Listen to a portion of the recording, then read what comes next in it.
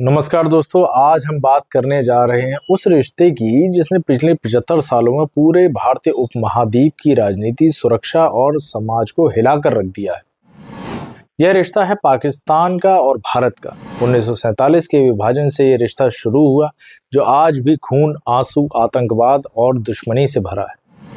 सवाल यह है कि आने वाले 25 सालों में यह रिश्ता क्या बदलेगा? क्या भारत और पाकिस्तान कभी दोस्त बन पाएंगे, या फिर पाकिस्तान अपनी राजनीति के तौर पर आतंकवाद को ही आगे बढ़ाता रहेगा?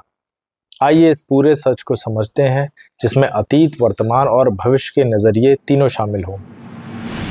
पहले बात कर लेते हैं अतीत की। इस रिश्ते का जन्म खून खराबे से हुआ। 1947 में भारत का बंटवारा हुआ, लाखों लोग विस्थापित हुए और करीब 10 लाख से ज्यादा लोगों की जान गई।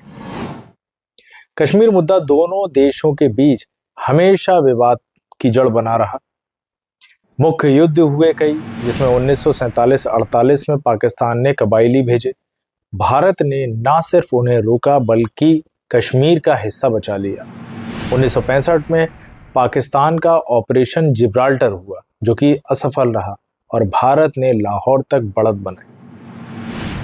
1971 में भारत ने बांग्लादेश को आजादी दिलाई और पाकिस्तान के 93,000 सैनिक कैदी बने।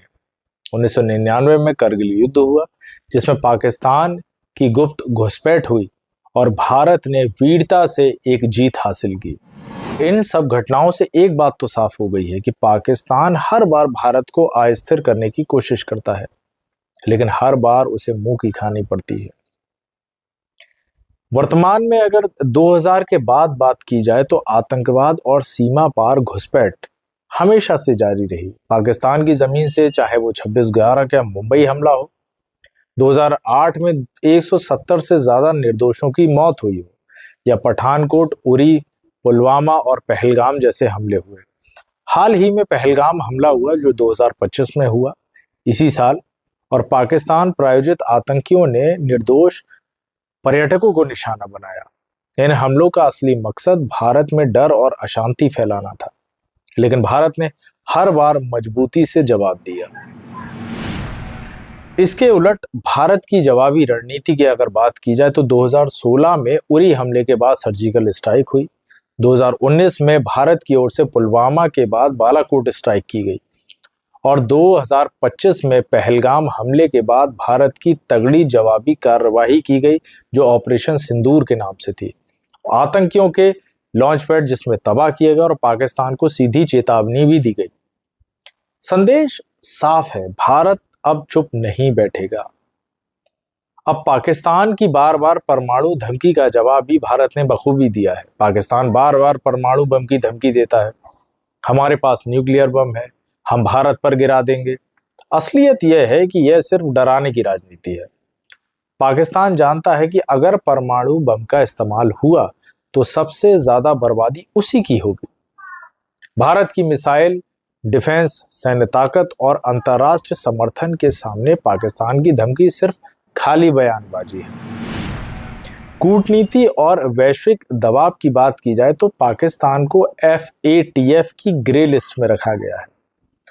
IMF पर निर्भरता, आर्थिक संकट और राजनीतिक अस्थिरता आज भी वहां बनी हुई है। वहीं भारत में G20, ब्रिक्स, क्वेड में अहम भूमिका निभाता है भारत। पाकिस्तान पूरी दुनिया में आतंकवाद का प्रायोजक देश कहलाने लगा है। भविष्य क्या है? पाकिस्तान पर एक बहुत बड़ा संकट है, जिसमें कमजोर अर्थव्यवस्था, IMF के कर्ज पर निर्भरता बराबर बनी हुई है। राजनीतिक अस्थिरता, सेना और सरकार की खींचतान तो हमेशा वहां पर बनी ही हुई है। आतंकवाद से पाकिस्तान खुद भी पीड़ित है। अब भारत इसी के उलट एक मजबूत स्थिति में है, जो दुनिया की तेजी से बढ़ती अर्थव्यवस्था है, जिसमें टेक्नोलॉजी, डिफेंस और स्पेस में भारत की धाक शामिल है। वैश्विक मंच पर भारत की छवि और कूटनीति पाकिस्तान से कहीं आगे है। भविष्य में अगर संभावनाएं देखी जाए तो दोनों देश कभी शांति की राह चुन सकते हैं, ये एक बहुत बड़ा सवाल है। क्या व्यापार और सहयोग संभव है दोनों देशों में, या आतंकवाद और कट्टरपंथ हमेशा बाधा बने रहेंगे? सच यही है कि जब तक पाकिस्तान अपनी राजनीति के तौर पर आतंकवाद को नहीं छोड़ता, तब तक शांति असंभव है। दोस्तों, भारत पाकिस्तान का रिश्ता 75 सालों से खून और आंसुओं की एक कहानी रहा है। भारत ने हमेशा शांति का हाथ बढ़ाया है, लेकिन पाकिस्तान ने उसके जवाब में आतंकवाद और गोली ही दी है। मुंबई से लेकर पुलवामा और अब पहलगाम, पाकिस्तान हर बार निर्दोष लोगों की हत्या के पीछे ही रहा है। पाकिस्तान बार बार परमाणु धमकी देता है, लेकिन असलियत में वह खुद ही अपनी नाकामी और कमजोरी छिपाता रहा है। सवाल यह है कि आने वाले 25 सालों में पाकिस्तान अपनी नीतियां बदलेगा? क्या वह आतंकवाद छोड़कर शांति की तरफ बढ़ेगा, या फिर भारत को हमेशा सख्त जवाबी कार्यवाही करनी पड़ेगी? आपकी क्या राय है? क्या यह दुश्मनी कभी दोस्ती में बदलेगी? अपने राय, अपने कमेंट जरूर दें। धन्यवाद।